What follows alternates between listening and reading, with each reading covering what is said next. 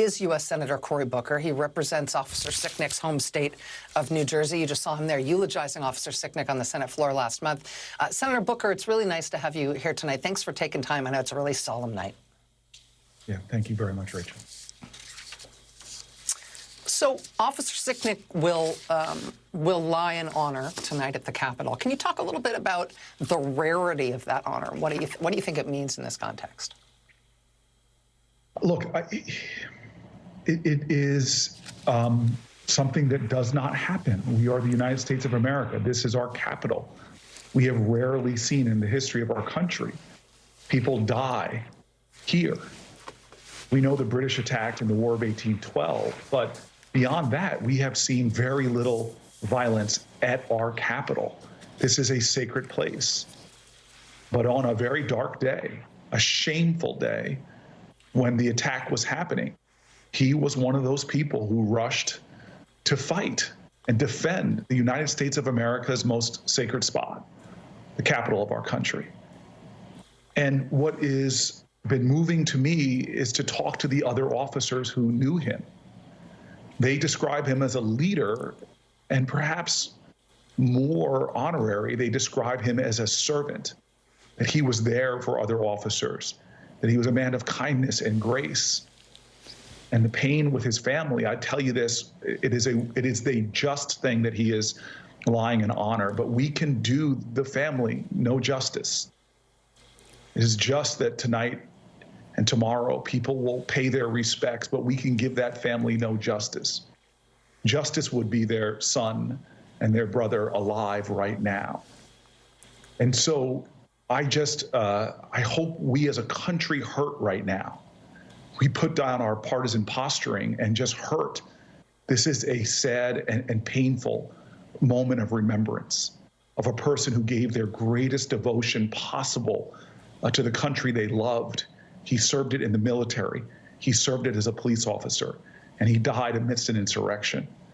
And so for those of us who can't truly honor him, let us at least try to rise up and show through our actions some small measure of devotion relative to his, to somehow, through this darkness, find a way to bring light back to our country. And I just pray, and you're saying it, so much is going on. People are moving on the page.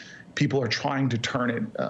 But dear God, for his family, I hope that we make a much better effort at accountability and make a much better effort to show a love for this country and each other like he did.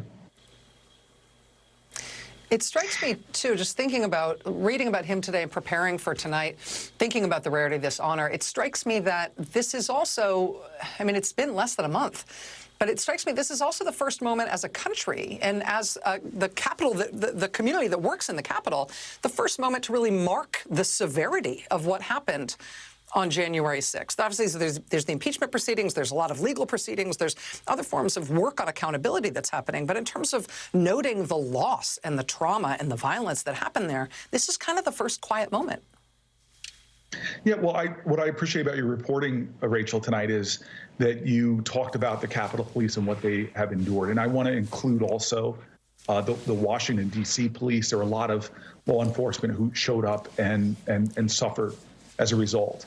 But I'm grateful. We've had 2 suicides now of Capitol Police officers. When I talked to the officers, the morale, many of them felt like they stood against extreme danger and then faced a lot of public scorn afterwards for decisions that were not made by rank and file officers, but perhaps by their leadership and decisions that were made much higher up.